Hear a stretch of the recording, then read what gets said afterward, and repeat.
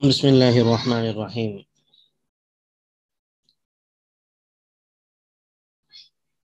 وعن النعمان بن بشير رضي الله تعالى عنه قال كان رسول الله صلى الله عليه وسلم لا يسوى صفوفنا حتى كأنما يسوى بها القداح حتى رأى أن قد عقلنا عنه إلى آخره۔ نعمان بن بشیر رضی اللہ تعالیٰ عنہ فرما رہے ہیں کہ رسول صلی اللہ علیہ وسلم لیسوا صفوفنا، ہماری صفوں کو سیدھا کیا کرتے تھے۔ نماز کے وقت ہماری صفوں کو سیدھا کرنے کا اہتمام کرتے تھے، لوگوں کو صحیح سیدھا کھڑا کرتے تھے۔ حتیٰ کہ گویا جیسے تیر کو سیدھا کیا جاتا ہے، جیسے تیر کی لکڑی کو، تیر کو اگر رکھا جائے اور اس کے آگے اس لائن کے اوپر تیر کی ترتیب سے بندوں کو کھڑا کیا جائے، اس انداز میں کہ نبی کریم صلی اللہ علیہ وسلم ہماری صفوں کو سیدھا کرتے تھے، یہاں تک کہ گویا آپ اس طرح سیدھا کرتے تھے یسوا بها القداح، جیسے تیروں کی لکڑیوں کو سیدھا کیا جاتا ہے۔ اس طرح تشبیہ دے کر بھی بات سمجھی جا سکتی ہے۔ حتیٰ کہ آپ صلی اللہ علیہ وسلم نے یہ خیال کیا انا قد عقلنا عنہ، کہ ہم سمجھ گئے ہیں، صفوں کا اہتمام کرنا، صفوں کو سیدھا کرنا ہمیں سمجھ میں آ گیا ہے۔ ثم خرج یوما، پھر ایک دن آپ صلی اللہ علیہ وسلم تشریف لائے نماز کے لیے۔ فقام حتی کاد ان یکبر، آپ کھڑے ہوئے، قریب تھا کہ تکبیر نماز کے لیے کہی جاتی۔ فرآ رجلا بادیا صدرہ من الصف، تو آپ صلی اللہ علیہ وسلم نے ایک آدمی کو دیکھا جس کا سینہ سب سے باہر نکلا ہوا تھا، آگے کی طرف نکلا ہوا تھا، گویا کہ وہ آدمی یعنی سب سے تھوڑا سا آگے کھڑا ہوا تھا باقیوں سے۔ تو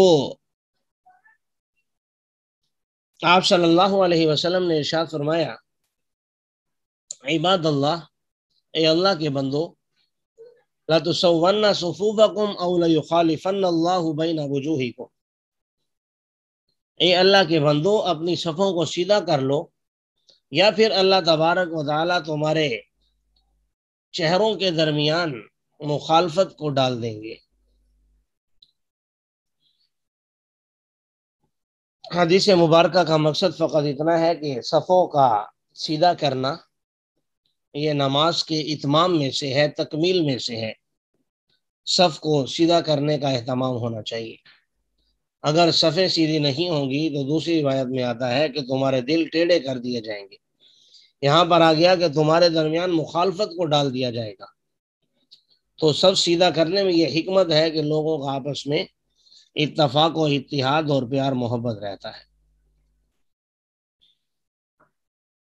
وعن عبداللہ بن سلام رضی اللہ تعالی عنہ قال لما قدم النبی صلی اللہ علیہ وسلم المدینہ، عبداللہ بن سلام رضی اللہ تعالیٰ عنہ سے مروی ہے کہ جب نبی کریم صلی اللہ علیہ وسلم مدینہ منورہ تشریف لائے تو جئت فلما تبینت وجہہ، تو میں آپ کے پاس آیا، جب میں نے آپ کے چہرے کو غور سے دیکھا تو عرفت ان وجہہ لیس بوجہ کذاب، تو میں یہ بات پہچان گیا کہ ان کا چہرہ کسی جھوٹے آدمی کا چہرہ نہیں ہو سکتا۔ فکان اول ما قال، پہلی بات جو حضور صلی اللہ علیہ وسلم کو ارشاد فرماتے ہوئے میں نے سنی، لفظی ترجمہ ہے جو آپ نے ارشاد فرمائی، یا ایھا الناس افشوا السلام واطعموا الطعام وصلوا الارحام وصلوا باللیل والناس نیام تدخلوا الجنۃ بسلام، او کما قال، رواہ الترمذی وابن ماجہ والدارمی۔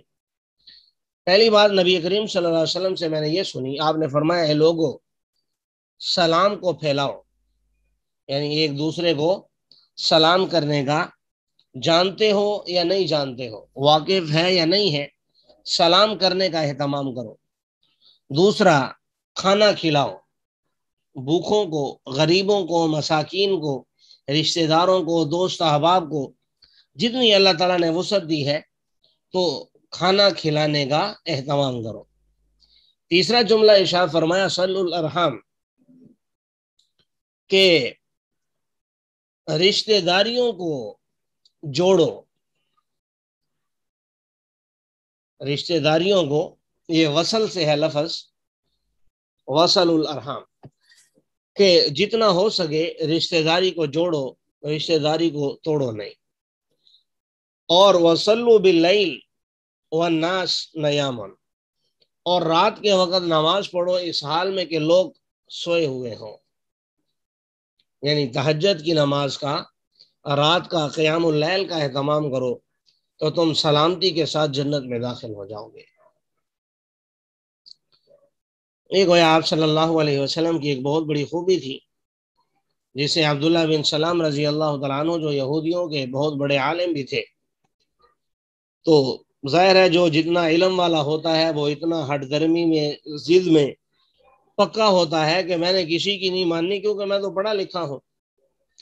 لیکن ان کے بارے میں آتا ہے کہ جب آپ صلی اللہ علیہ وسلم کے چہرے کو دیکھا تو فوراً اللہ تبارک و تعالیٰ نے ان کو ایمان کی دولت عطا فرمائی، اور ان کے ذہن میں یہ آ گیا کہ یہ جھوٹے آدمی کا چہرہ نہیں ہے۔ اور پہلے پہلے جو احکامات حضور صلی اللہ علیہ وسلم سے سنے وہ بھی آپ کے سامنے بیان ہو گئے، کہ ایک دوسرے کو سلام کرنے کا اہتمام کرو، کھانا کھلانے کا، رشتہ داری جوڑنے کا، اور تہجد کا، یہ جو 4 کام کرے گا تو فرمایا کہ جنت میں سلامتی کے ساتھ داخل ہو جائے گا۔ اور اگر ہم غور کریں تو یہ پورے دین کا گویا فرائض کے علاوہ دیکھا جائے تو پورے دین کا یہ خلاصہ ہے، جس میں اخلاقیات اور عبادات اور معاشرت تمام چیزیں اس حدیث میں آ جاتی ہیں۔ اللہ تعالی ہمیں عمل کرنے کی توفیق عطا فرمائے۔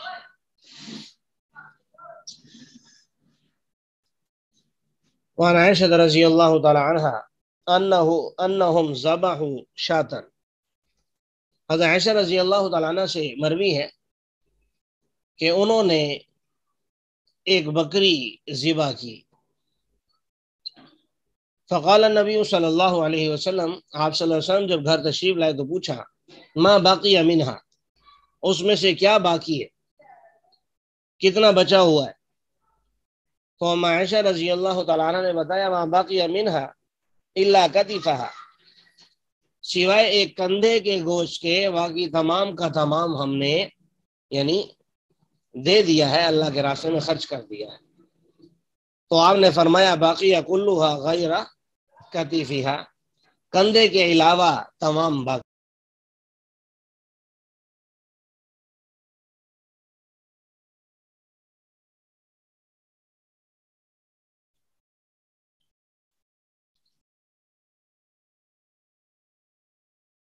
جی آواز آ رہی ہے سب کو؟ جی استاد جی جی بھی آ رہی ہے آپ کی آواز۔ ہاں وہ تھوڑا سا سگنل کا مسئلہ بن گیا تھا۔ جی تو اما عائشہ رضی اللہ تعالی عنہ فرما رہی ہیں انہم ذبحوا شاۃ، کہ ان کے گھر میں ایک بکری ذبح کی گئی اور انہوں نے اس کا گوشت بانٹ دیا سارا۔ جب آپ صلی اللہ علیہ وسلم تشریف لائے تو آپ نے پوچھا ما بقی منہا، کیا اس میں سے کچھ باقی بھی ہے؟ تو آپ نے فرمایا کہ نہیں ہے اس میں سے کوئی باقی مگر اس کا کندھا، یعنی تھوڑا سا گوشت باقی ہے۔ تو آپ نے فرمایا تمام باقی ہے کندھے کے سوا، مطلب یہ تھا کہ جو تم نے اللہ کے راستے میں خرچ کر دیا وہ ہمارا محفوظ ہو گیا، اب یہ جو بچا ہوا ہے جس کو آپ کہہ رہی ہو باقی ہے یہ تو ہم کھا پی لیں گے، ختم ہو جائے گا، لیکن جو اللہ کے راستے میں آپ نے خرچ کر دیا وہ ہمیشہ کے لیے باقی ہو گیا، قیامت کے دن اس کا اجر و ثواب بھی اللہ تبارک و تعالیٰ کی طرف سے ملے گا۔ وعن ابی قتادہ رضی اللہ تعالی عنہ انہ کان یحدث ان رسول اللہ صلی اللہ علیہ وسلم مر علیہ بجنازۃ فقال مستریح او مستراح منہ۔ ابو قتادہ رضی اللہ تعالیٰ عنہ سے مروی ہے کہ وہ بیان کرتے ہیں نبی کریم صلی اللہ علیہ وسلم کے پاس سے ایک جنازہ گزرا تو آپ صلی اللہ علیہ وسلم نے ارشاد فرمایا کہ یہ مستریح ہے یا مستراح ہے، یعنی یا تو یہ خود راحت پانے والا ہے، مستراح منہ، یا اس سے راحت حاصل کر لی گئی ہے۔ صحابہ کرام نے پوچھا یا رسول اللہ مل مستریح والمستراح منہ، یہ کیا ہوتا ہے؟ راحت حاصل کرنے کا، یہ نہیں کہ ان کو ترجمہ نہیں معلوم تھا، ترجمہ تو وہ جانتے تھے۔ مستریح کا مطلب راحت پانے والا، اور مستراح جس سے راحت حاصل کر لی جائے، مطلب پوچھنا مقصود تھا۔ تو آپ صلی اللہ علیہ وسلم نے ارشاد فرمایا فقال العبد المؤمن يستريح من نصب الدنيا وأذاها إلى رحمة اللہ، مومن بندہ راحت حاصل کر لیتا ہے دنیا کے غموں سے، تھکاوٹ سے، اور اس کی تکالیف سے اللہ کی رحمت کی طرف۔ مومن آدمی جب فوت ہوتا ہے تو فوت ہونے سے وہ دنیا کی تمام آزمائشوں سے، تکالیف سے، پریشانیوں سے بچ جاتا ہے، اللہ تعالیٰ کی رحمت میں، اللہ کے قرب میں چلا جاتا ہے۔ تو یہ مستریح ہے، یعنی راحت پانے والا ہے۔ اور اگر عبد فاجر کا انتقال ہو جائے، ظاہر ہے مرنے والے یا مسلمان ہوگا یا کافر، یا نیک ہوگا یا فاسق، تو اگر فاسق و فاجر آدمی کا انتقال ہوتا ہے، یستریح منہ العباد والبلاد والشجر والدواب، کہ فاسق و فاجر آدمی کے گناہوں سے پھر راحت حاصل کر لیتے ہیں انسان، شہر اور درخت اور چوپائے۔ تو یہ مطلب تھا مستریح ہے یا مستراح منہ ہے۔ اور اس حدیث سے ہمیں یہ سبق حاصل ہوا کہ ہم جس محلے، جس بستی، جن لوگوں کے ساتھ ہمارا رابطہ ہوتا ہے، جن کے ساتھ ہم رہتے ہیں، تو ہمیں ایسا رہنا چاہیے کہ مرنے کے بعد ہم ان کے لیے مستراح منہ نہ بن جائیں۔ وہ یہ نہ کہیں کہ شکر ہے مر گیا، اس سے ہماری جان چھوٹ گئی، ہمیں اس سے سکون مل گیا، بلکہ ہمیں مستریح بن کے جانا چاہیے اپنے لیے، اور دوسرے جو ہے وہ یاد کریں اچھے الفاظ میں، اس انداز میں زندگی گزارنی چاہیے۔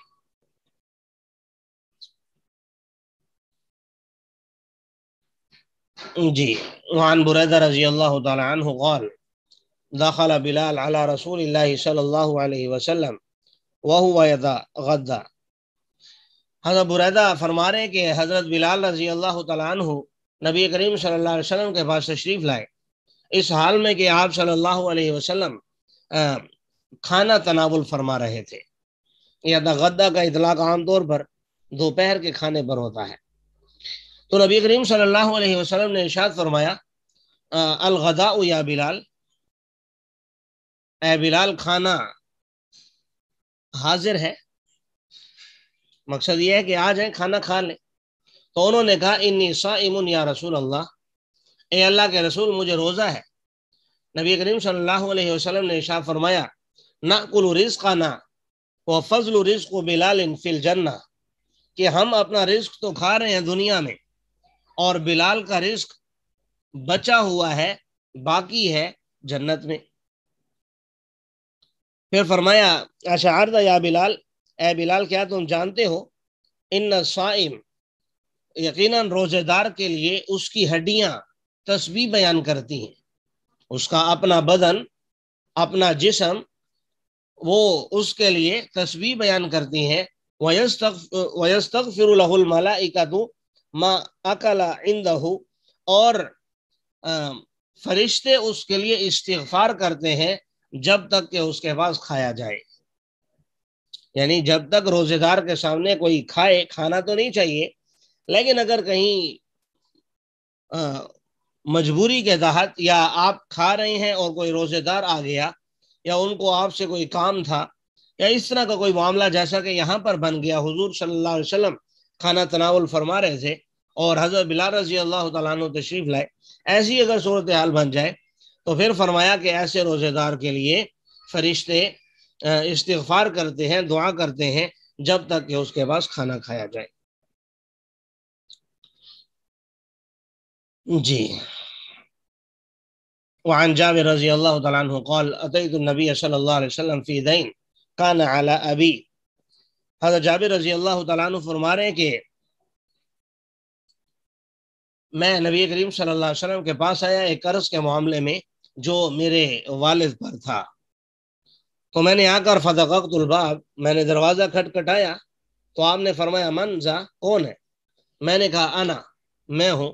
تو آپ نے فرمایا انا یعنی میں کیا ہوتا ہے؟ کانہ کریہا، گویا کہ آپ صلی اللہ علیہ وسلم نے آنا کے جملے کو ناپسند کیا ہے.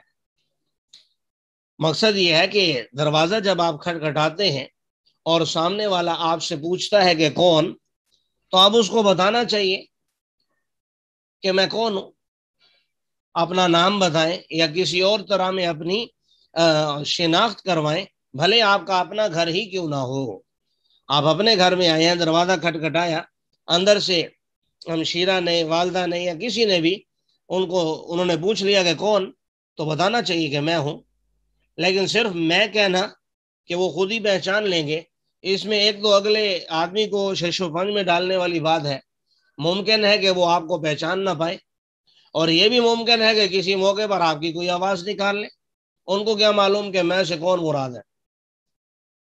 تو اس لیے بہرحال حضور صلی اللہ علیہ وسلم نے یہ ایک ادب بیان فرمایا کسی کے دروازے پہ جانے کا، کہ بتا دینا چاہیے کہ میں کون ہوں.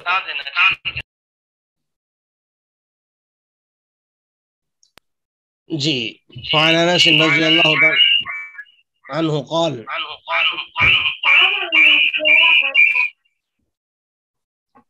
یہ مائک بند کر لیجیے ادریس صاحب. جی وعن انس رضی اللہ تعالی عنہ قال كان اخوان على عهد رسول الله صلى الله عليه وسلم فكان احدهما ياتي النبي صلى الله عليه وسلم والآخر يحترف. انس رضی اللہ تعالیٰ عنہ سے مروی ہے کہ نبی کریم صلی اللہ علیہ وسلم کے زمانے میں دو بھائی تھے. ان میں سے ایک نبی کریم صلی اللہ علیہ وسلم کی مجلس میں آتا تھا اور دوسرا کوئی یعنی پیشہ وغیرہ کرتا تھا، کام وغیرہ کرتا تھا، گھر کے لیے پیسے کماتا تھا. تو ایک دن فشکل محترف اخاہ النبی صلی اللہ علیہ وسلم، کمانے والے نے اپنے بھائی کی شکایت کی نبی کریم صلی اللہ علیہ وسلم سے. شکایت یہ کی کہ گھر کی ذمہ داریاں نہیں سنبھالتا، مجھے صرف کمانا پڑتا ہے، یہ آپ کی صرف مجلس میں آتا ہے. تو آپ صلی اللہ علیہ وسلم نے ارشاد فرمایا لعلک ترزق بہ، شاید کہ آپ کو اسی کی وجہ سے رزق دیا جاتا ہو. آپ جو اتنا کما رہے ہیں، آپ جو گھر چلا رہے ہیں، تو ممکن ہے اسی کی برکت سے چلا رہے ہوں. تو اسی لیے ہر گھر کے اندر کوئی انسان ایسا ہونا چاہیے، کوئی آدمی ایسا ہونا چاہیے جسے اللہ کا دین سیکھنے کے لیے تمام بھائی آپس میں مشورہ کر کے اس کو وقف کر دیں کہ بھئی یہ دین سیکھے گا، سکھائے گا، اس کا خرچہ ہم اٹھائیں گے.